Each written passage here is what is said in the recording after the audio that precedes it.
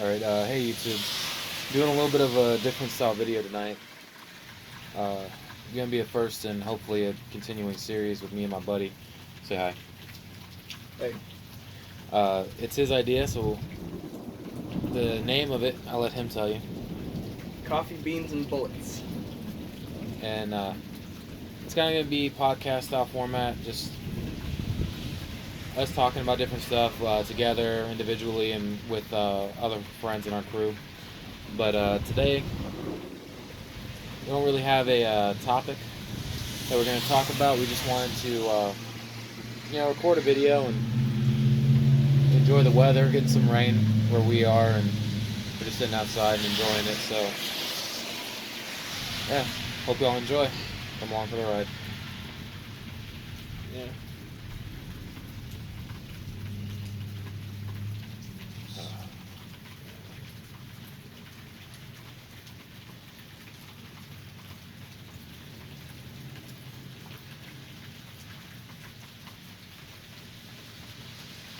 The odd thing is knowing that the camera is running.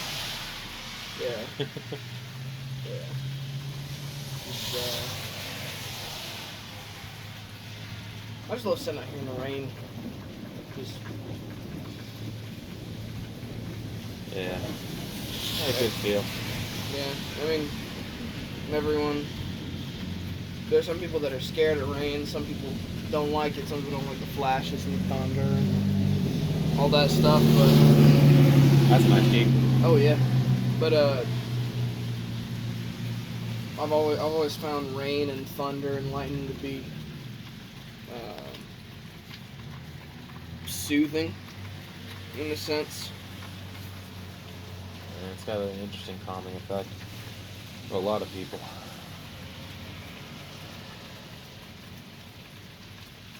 It's like that hurricane that came through a while back. I was sitting there at the station. It rained pretty much 24/7. Mm-hmm. A lot of fallen trees. That wasn't Matthew. That was the one right after Matthew, right? There's the one where you and John Yeah. picked me up. Well, it killed the Explorer. Yeah, that sucked. That was an interesting day. All of our boots and socks and bottom of our pant legs were soaked. Yeah. Engine wasn't much better. No, that engine was done. Yeah. It's a sad day, but you know, you got an '89 Suburban out of it, so. Yeah, not too bad a deal. But yeah, I learned a lot that day too. Oh yeah. I learned, don't put an ammo can where it can run into, a window that could potentially break it. Oh yeah. That I was, let you up for that one. Oh yeah, that was fun. Yeah. Funny thing is, there was no ammo in it. At the time, I didn't even own a gun. Yeah, I remember. Because you carried that damn thing with you everywhere. I love that thing. Still, that's the only ammo can I have right now. You need to buy another one. We talked about this. Yeah, probably a 30 cal. Put my 5.56 in it. Yeah. But, Yeah, I gotta get some more 50s. Start diversifying my storage again. Trying to fill those spare ones I already bought. yeah, I kind of like what I did with those little 9mm cases. Hold on. Thumb on the screen. No, I like what I did with the 9mm cases, but I'm probably gonna do is throw the hollow points back in the bag. Yeah. And use those for hollow points. You can throw the round ball back in the bag? Did I say hollow point? Yeah, you did. Oh, yeah. Throw the round ball in the bags and use those cases for hollow points. And depending on what Academy has, I may go ahead and purchase some of the more expensive hollow points, like the The ones you had, the ones with the filled tip in. The critical duties. Yeah. Or critical defense. Hornady? Yeah. I like those a lot better than the critical duties. Critical duties is a plus P loading, so it's really not a bad loading, but that extra speed seems to not really help them expand. Yeah. At least in the 135 grainers. I haven't seen anything on the 140s, and I think it's a 140. I have to look at it again. It's been a while. But yeah, probably invest in some more expensive hollow points. It's definitely not a bad thing to have on hand. But right now, you need to get some more 5.56 first. Yeah, that's especially now that I filled up those 2 other magazines, or 1 other magazine. Let's talk about personal responsibility. Yeah, Go ahead and go for it. If y'all have ever watched any of my other videos, you know I've gone on rants before, talking about being prepared and being men and taking care of people and all that kind of stuff. And what all that comes down to is the idea of personal responsibility. Nobody's responsible for you but you. Nobody's responsible for your family but you. It ain't the government, it ain't the church, it ain't no fucking organizations or nothing. It's you. That's your job. And we were talking earlier, talking about personal responsibility, stuff like that, and taking that in the direction of preparedness and weapons. And we were talking about how if you are personally prepared and you take the responsibility to take care of your own and just be generally ready, it puts you in a position where you can be a blessing to others. One of my favorite sayings is blessed to be a blessing. So whenever I'm taken care of and my people are squared away, it gives me the option and the ability to be a blessing for other people. I mentioned it in my last video, I believe it was my ammo stockpiling video, where I went on that rant towards the end about being prepared and stuff like that. And I'm just seeing a lot more in this day and age with everything going on with this COVID-19 stuff and everything else going on in life, that there's just a lot of people that are not prepared, and then they panic and they create issues. If everyone just slowly stockpiled at a time, it wouldn't really affect grocery stores that much or nothing like that. You wouldn't walk down the toilet paper aisle and see it barren. Oh wow. Oh yeah, I'll add it to that. Yeah, if people just took responsibility to, and in their regular lives, like, don't wait for an emergency to come to you. Look at your area. Look where you live. Figure out what are the common dangers, quote unquote, that you'll deal with, like hurricanes, tornadoes, volcanoes, earthquakes, anything like that, and put some stuff aside for them. Or even just power outages, like West Virginia. They get power outages all the time because the trees fall on power lines. Mm-hmm. It's just kind of a fact of life up there, so everybody's prepared for that at some level or another. And the more you are prepared for little things like that, that could be short term, like a week or so, and you put a little bit more aside beyond that, you start to be ready for having to be quarantined in your house for 2 weeks. And nobody has to run out to the store panic buying a bunch of stuff. You're not going out there and buying, they're buying like 40, 50 cases of toilet paper for no reason. You have a little bit of stuff on hand just to be good and ready, but it also puts you in a position to help others that may not have had the finances to get stuff in order or whatever. Heck, somebody's house could burn down, they lose all their provisions. That gives you and others a position to help them. It doesn't fall to the government because it's never been their responsibility to do that. It's been our responsibility. The government, their job was to keep foreigners from messing with us and other governments from impacting our way of life. It's always been the community, the people's responsibility to take care of each other. I mean, look at 9/11. Yeah. The Twin Towers fell, and I mean, America just looked over the pond and was like, first off, you're not going to do that again. Started the war on terror, and that's a whole nother topic. But Even you look at the people in New York. You look at fire, law enforcement, EMS. Look at America of 9/12. Uh-huh. Stores sold out of American flags. Everybody flying at least one from their house. Getting so scarce that you could barely find them because people were buying them. They're flying them from their trucks, their cars, their houses, their mailboxes, their businesses. I saw one on a trash can in upstate New York when I lived up there. Mm-hmm. He mounted it to the side of his trash can because it was trash day, and had it out there just flying in the wind, using the trash can like an anchor. Because everybody just wanted to show we may come from different backgrounds, maybe different ethnicities and colors, but we're all Americans. If you live in America, you are not anything but an American. If this is your country, Yep. like everything else is secondary.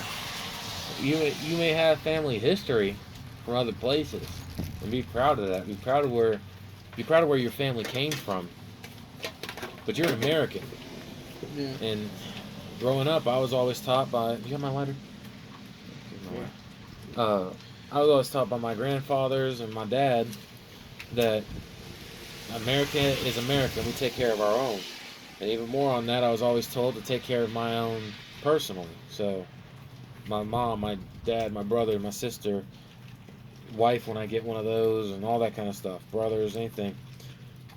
And that's what I do. That's what I've been doing. That's the point of everything I do, all of my preparedness, all that kind of stuff. Even my home, you can ask people. It is set up for people to show up at 3 in the morning and be like, "Yeah, we're staying the night." And okay. Yep. You need help I did that many a time before Yeah. I moved in.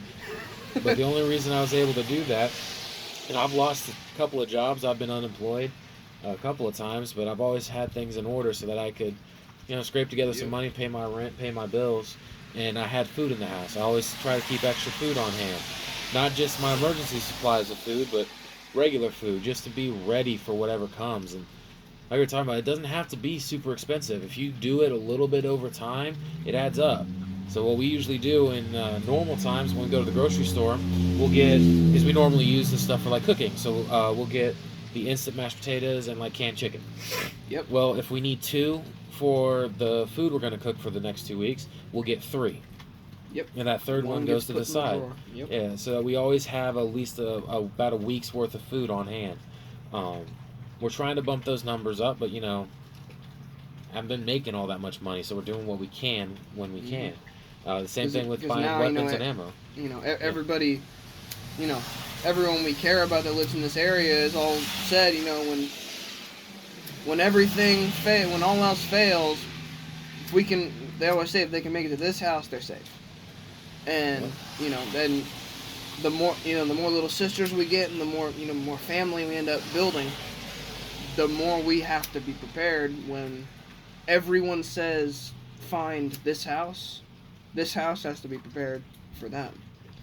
And even beyond that too, we take responsibility and for us and our people, and we're being prepared, but we also talk to our people about being prepared on their own. So when they come here, they're not dead weight.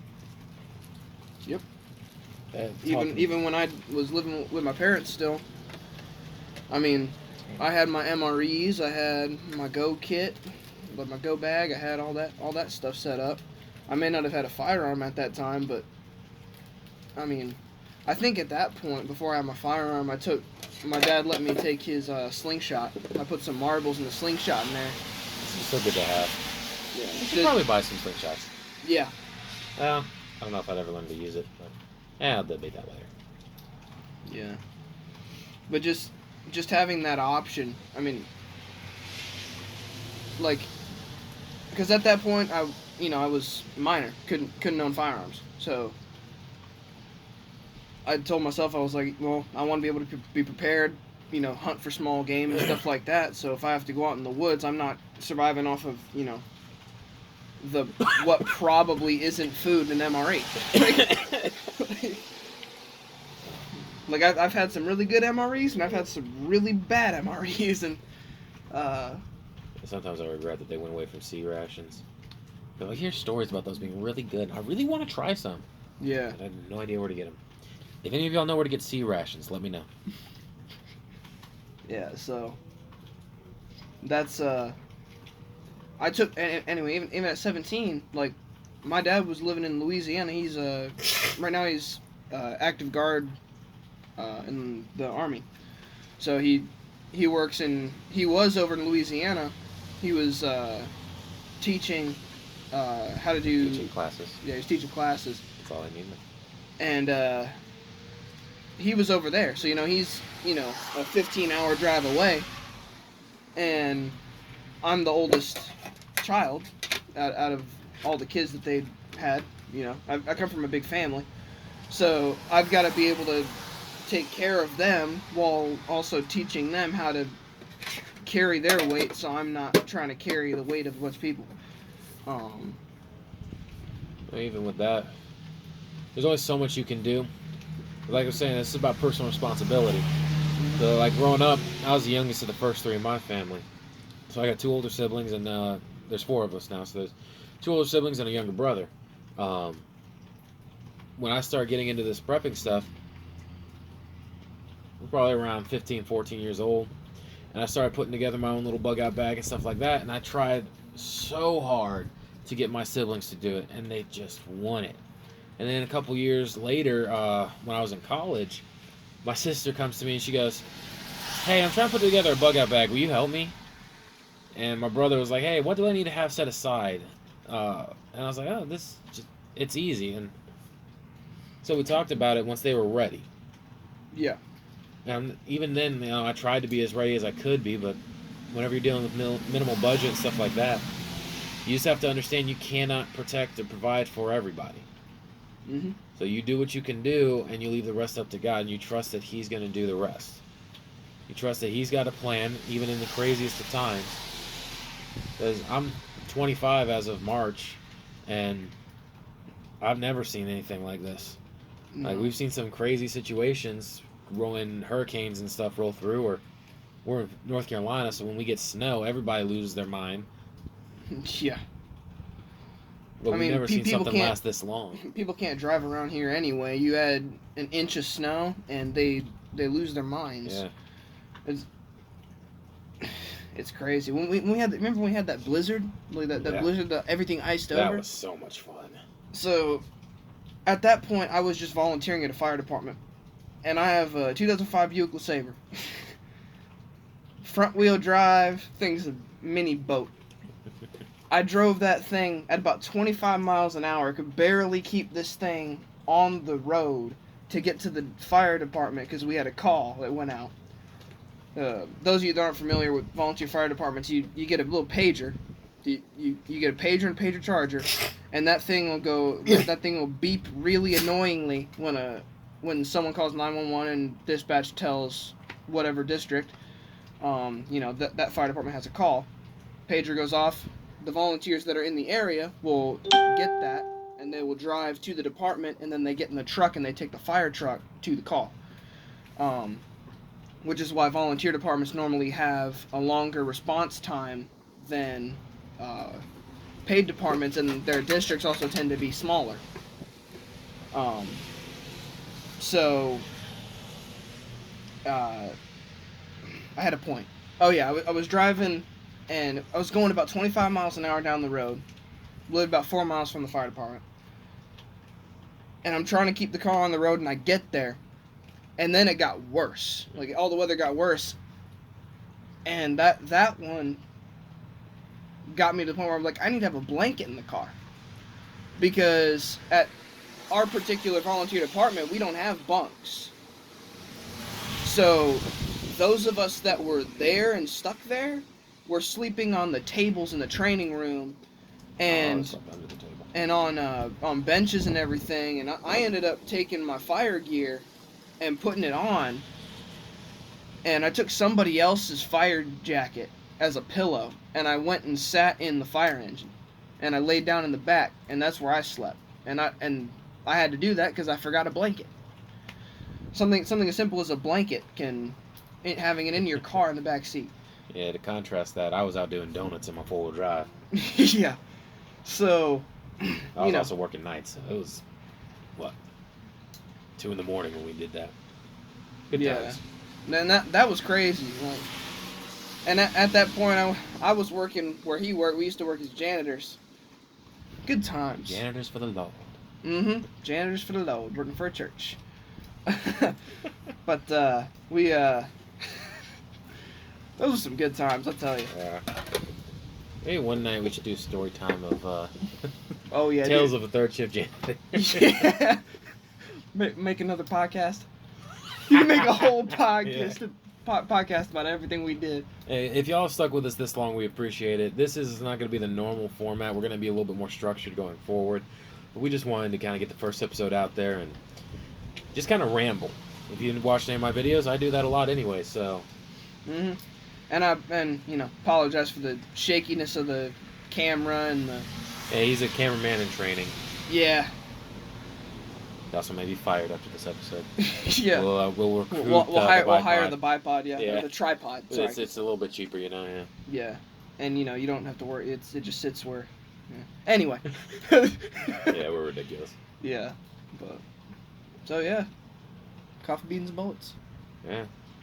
Y'all have anything y'all want to hear us ramble about, or you have any questions, put them down below. We'll do our best to answer them, and a lot of times probably what's going to happen is we're just going to collect it, and then the next time we sit down to do one of these, we'll answer questions then. But Mm-hmm. also, on a side note, with my channel, I really appreciate all the support. I never, ever, ever, ever, ever thought that my channel would get beyond like 10 people listening to me. Right now, last I checked, I was at like 120 subscribers, which just blows my mind. And one of my videos has like 7,000 views, and it blows my mind that people want to hear what I have to say. So I do appreciate that. Yeah. Mm-hmm. Y'all be safe out there, guys. Yeah.